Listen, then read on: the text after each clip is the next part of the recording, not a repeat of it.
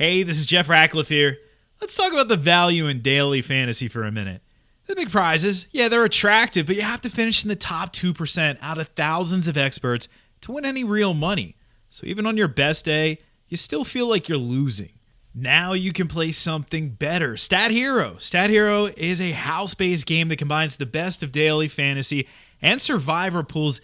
Each Stat Hero contest lasts multiple days, but requires only one entry fee, so your money lasts longer. Yes, you can play multiple days with only one entry fee. Stat Hero gives you smaller contests and more chances to win, and no more competing with sharks or experts ever, because your only competition is Stat Hero itself. Survive the game and download Stat Hero today and see how the face of daily fantasy has changed. Finally, a game designed for the rest of us. Stat Hero now open for NFL and NBA. For more information, please visit stathero.com.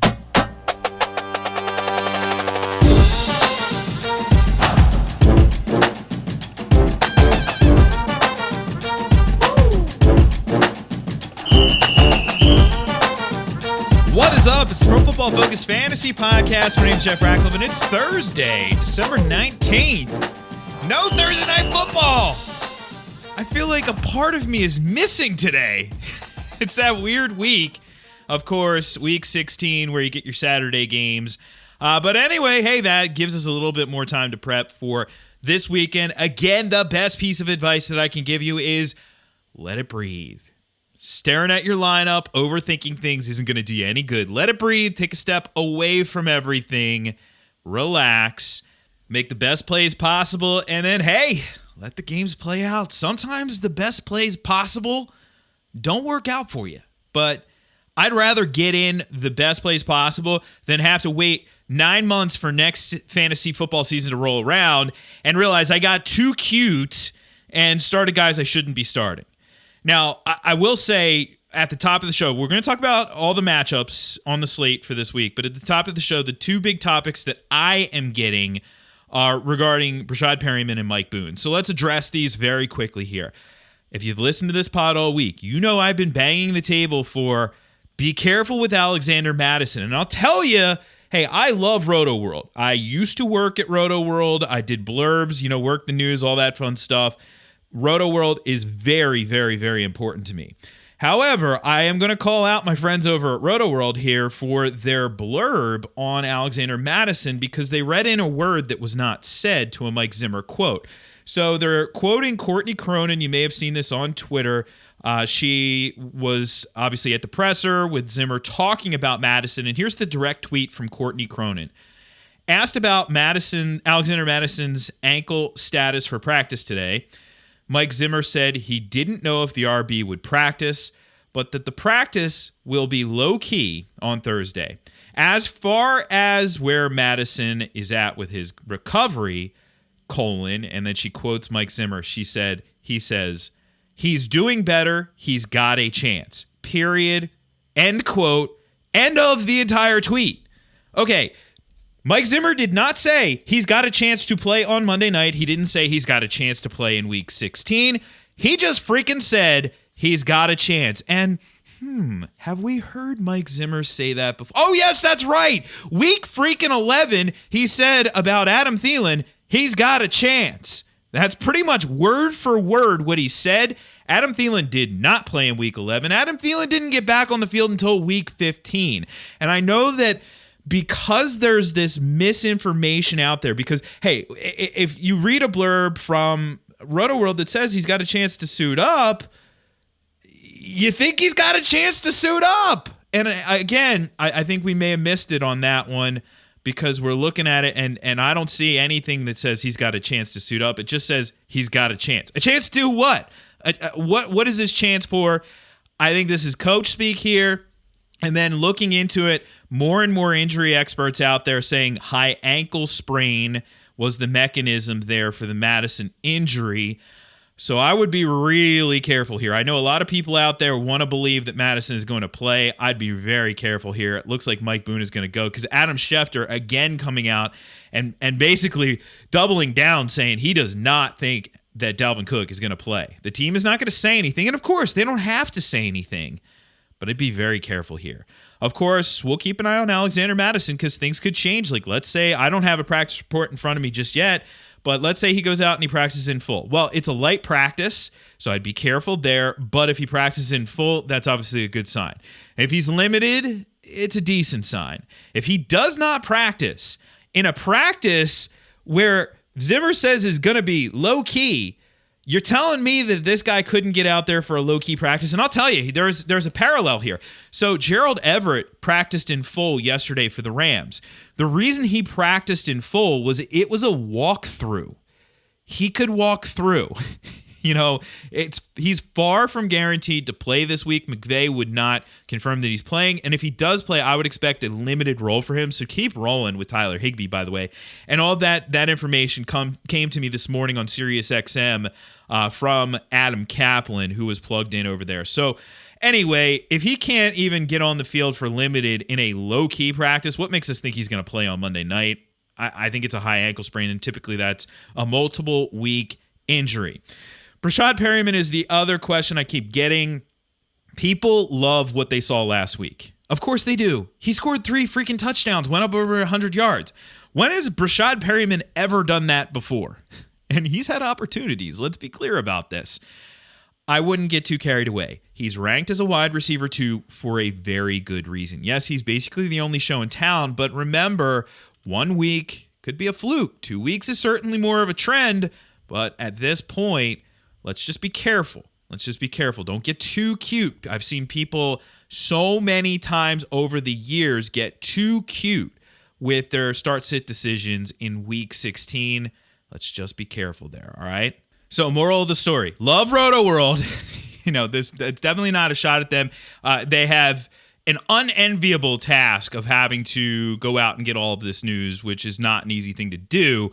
But let's just be careful with what we think here. And to be clear, Roto World didn't say he is playing, but they read in a word that maybe isn't there. So let's just be cautious with that and be cautious with Brashad Perryman. All right, so let's dive into the matchups here. And we'll start with Houston and Tampa Bay. Brashad Perryman.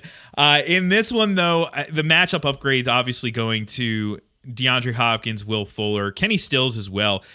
Everybody getting theirs against that Tampa secondary. And I think there's some pieces of that secondary that have a good long-term outlook. Like Sean Murphy-Bunting, I think he's pretty interesting over the long term, but he's a young corner, and you're going to go after young corners. I think Hopkins goes off. Deshaun Watson as well, the number 8 fantasy matchup for quarterbacks.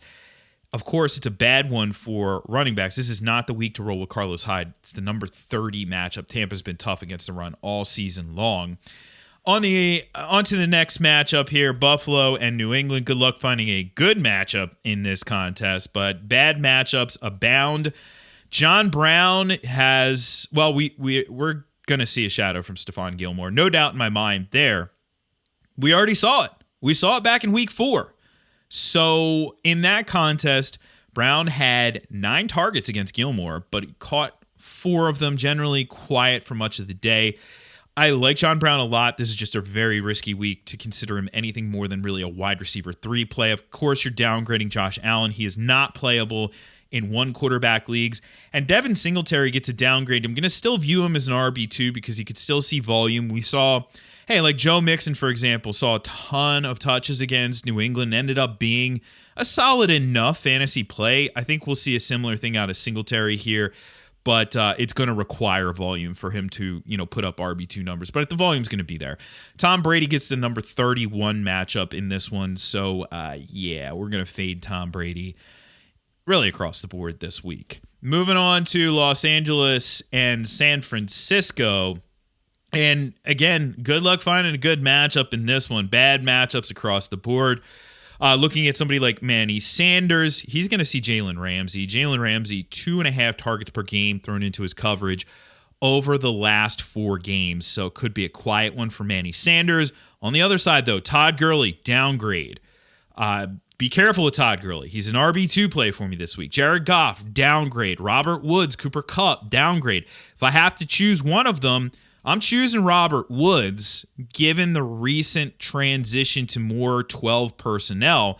And I'll tell you, the only guy that I'm actually not concerned about is Tyler Higbee. I think he's going to see a ton of targets yet again.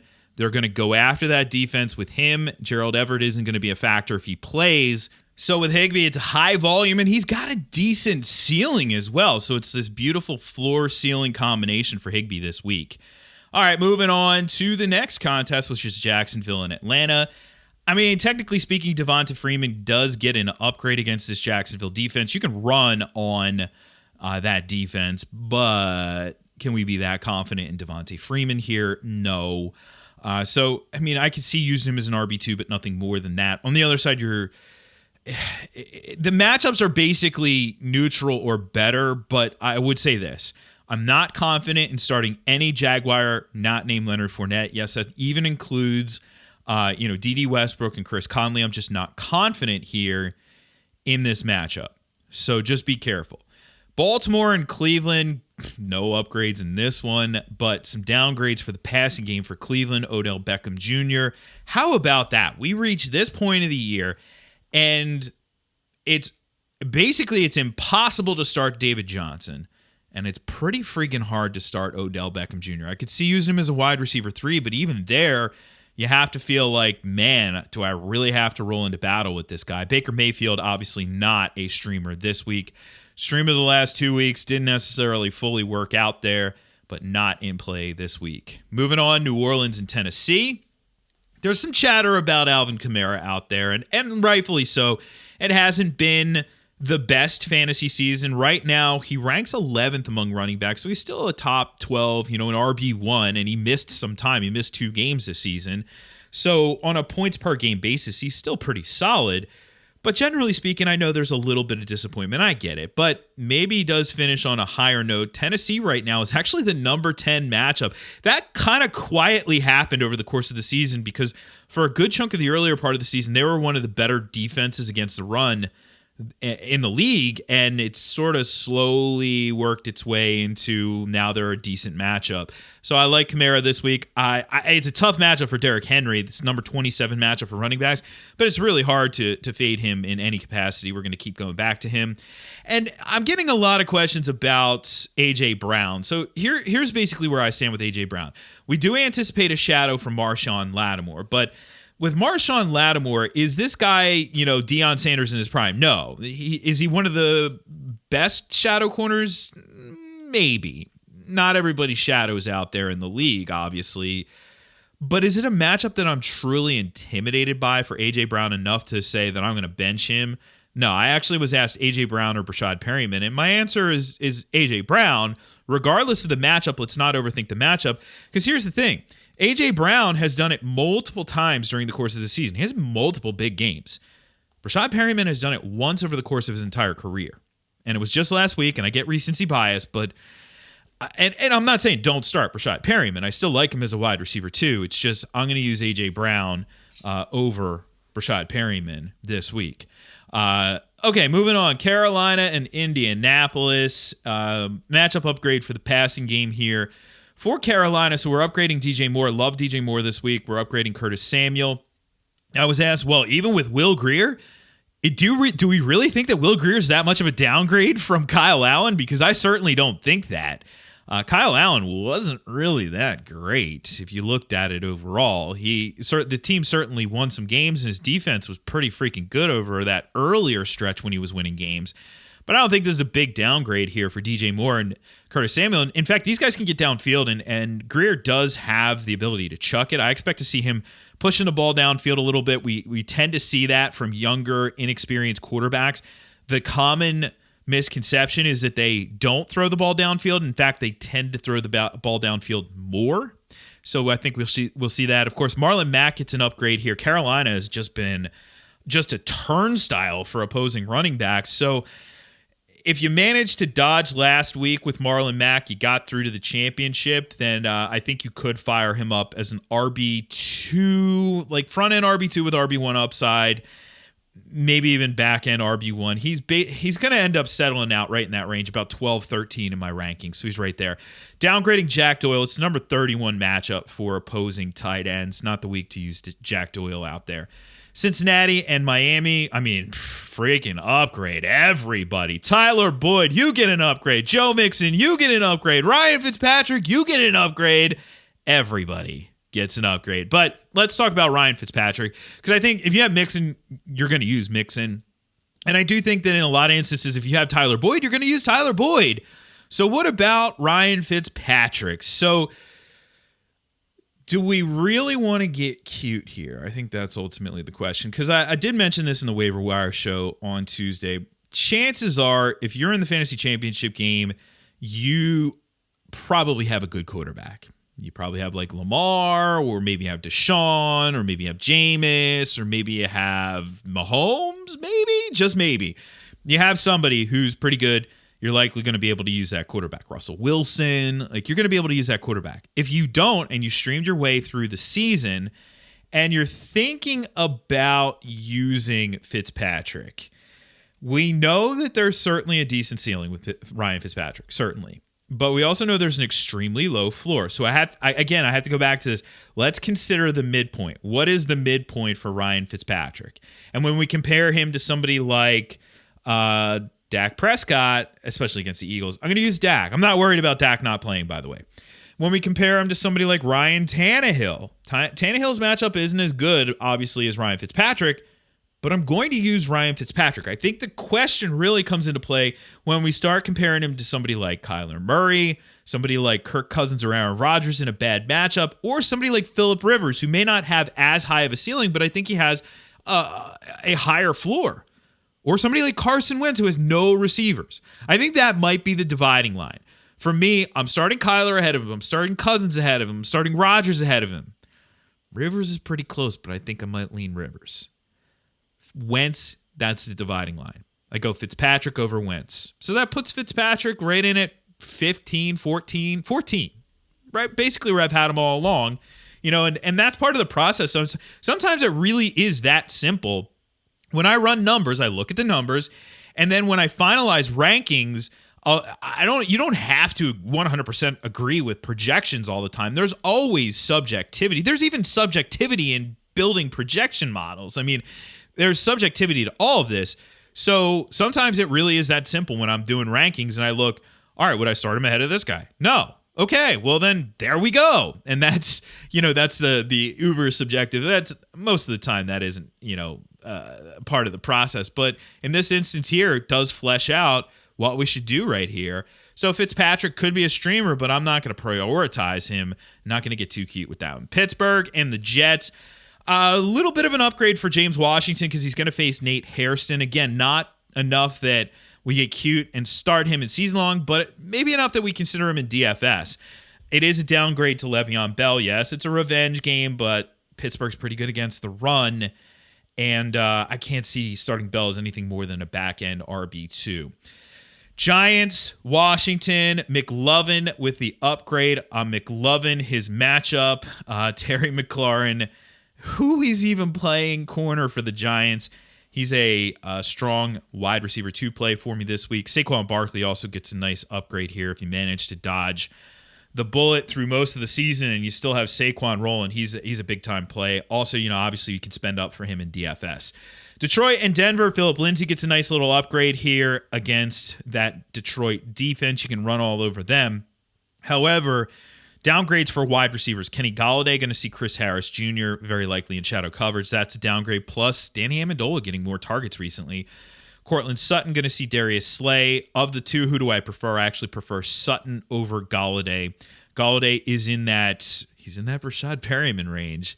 I do think I'd play Rashad Perryman over Kenny Golladay because I don't like that matchup and I don't like the quarterback situation. It's really close though, but I think I'd lean Rashad Perryman if you have that decision. Oakland and the Chargers, I mentioned an upgrade for Phil Rivers. We know that you can throw all over the Oakland Raiders, so we're upgrading him, and we're downgrading Derek Carr. This is a 2-quarterback thing. It's a tough matchup. I don't want to play him really in any format I can. Dallas and Philadelphia. Amari Cooper, the Houdini act that he pulled last week, that stunk. 19 yards on 1 catch. Well, he saw a shadow last week from Jalen Ramsey. This week, he'll see another Jalen Jalen Mills, not in shadow coverage, but he'll see coverage from him. Jalen Mills is allowing 20.7 yards per catch over the last month. 20.7 yards per catch. Yes, giddy up Amari Cooper. I'm loading up on him in DFS as well. Downgrade for Zeke, but it doesn't matter in season long. Don't even worry about it. You're going to play him no matter what. I would not play him in DFS, though. Just saying.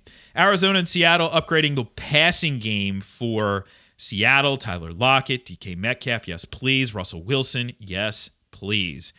Obviously, Jacob Hollister. That's the obvious upgrade of the year. But again, not going to get too cute. He's still a 3 for 32 guy.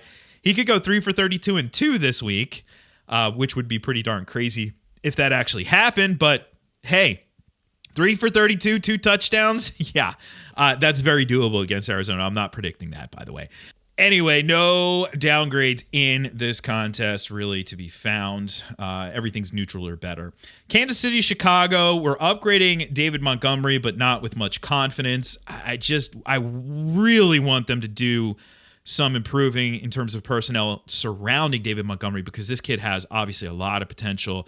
Really like his game, but you can only do so much as a running back if you don't get help around you, and especially, along the offensive line. So we'll see what they do there. But, can't see him being anything more than an RB2, even though it's a favorable matchup. Patty Mahomes gets the downgrade, whatever. You didn't draft him in the second round to bench him in the fantasy championships.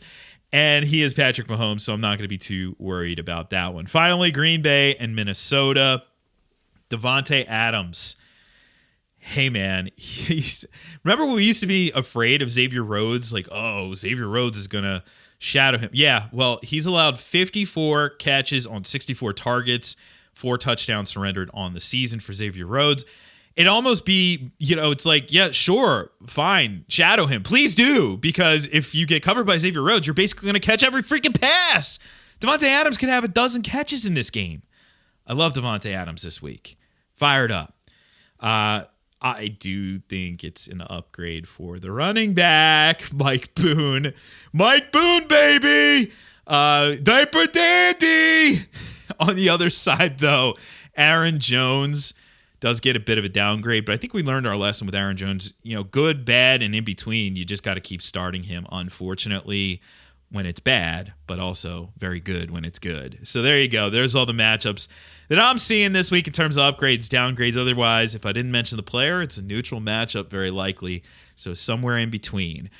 We will be back tomorrow. Final pod of the fantasy football season in 2019. I'm going to be back next week, but I just won't be talking about the season-long fantasy football. I'll be talking some other stuff next week. But anyway, tomorrow, stats. We'll talk some DFS. We'll talk a little bit spreads, over-unders. I don't know why I'm talking like this, but anyway, I'll be back tomorrow. At Jeff Ratcliffe on Twitter and Instagram. PFF.com is the website. All right, I'll catch you on the flip side for another edition of the pod. For PFF, I'm Jeff Ratcliffe, and I'm out of here.